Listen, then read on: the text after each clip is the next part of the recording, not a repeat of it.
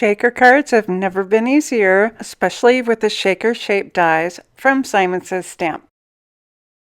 The shaker circle shapes are 2 dies individually, and these are super handy because you can create a little porthole or a circle shaker. I have my 2 together, and I'm going to show you how I've done this and why. So this will cut a porthole, and this will sit on top of your card. And the way that I've done this is I have measured these out. I cut 2 of the circles and then I've put them together.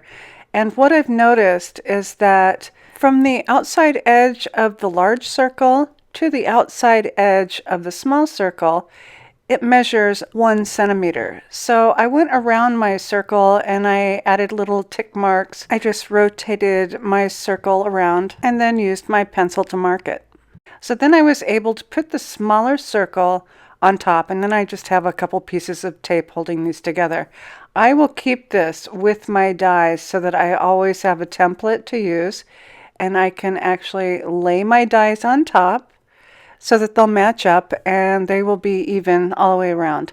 I'll also keep my sample porthole with my dies as well, because I can do the same thing by setting my dies over the porthole like this, and then I can tape them together and to use them together.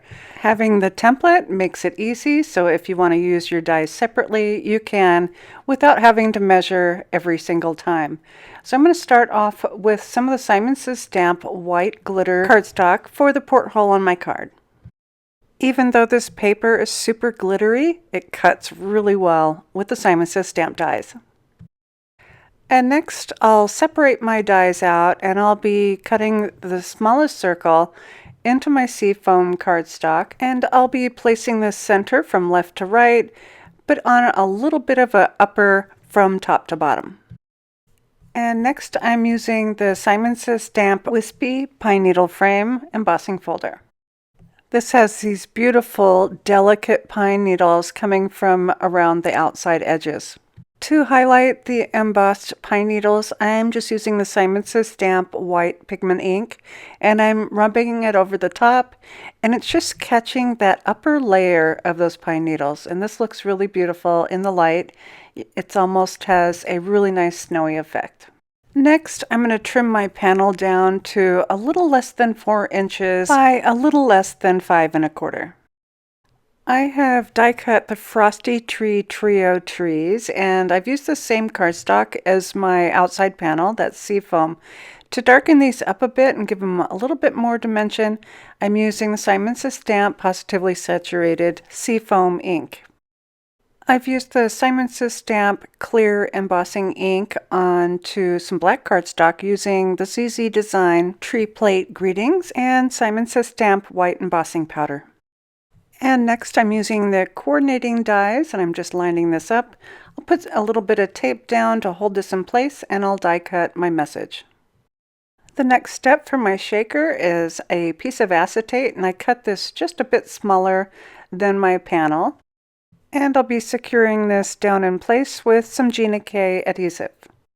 I like to use nearly a full sheet of the acetate because it makes my panel really nice and sturdy.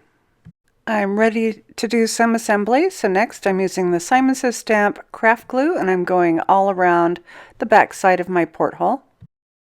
And I can set this right down onto the front of my panel.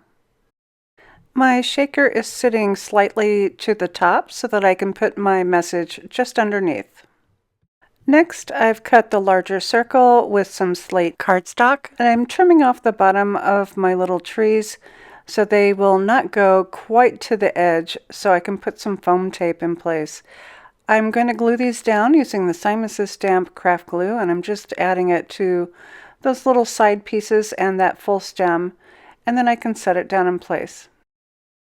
Simon Says Stamp foam strips are super handy when creating shaker cards because they're thin, and you can also peel off that backing, and you can maneuver these around to go in a circle instead of just a straight line.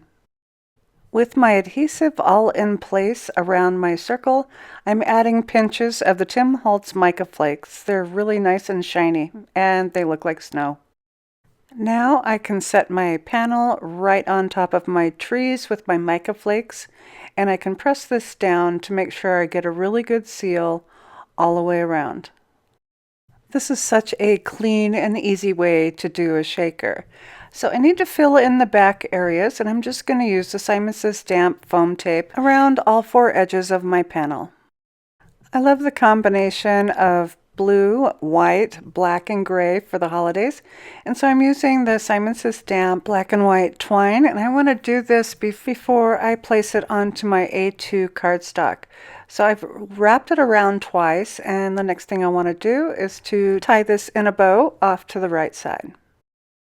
And to finish this off, I've put my panel onto a top folding white note card, and I love how this glitter paper turned out with my porthole and my shakety shake. I hope these tips have been helpful for you in using the circle shaker shapes. I do have all my supplies listed in the description box below, and thanks for watching. Hi there, I'm Heidi, Simon's mama and founder at simonsaysstamp.com. Thank you so much for watching our video. If you like what you just saw, be sure to press the thumbs up and subscribe to see more great content.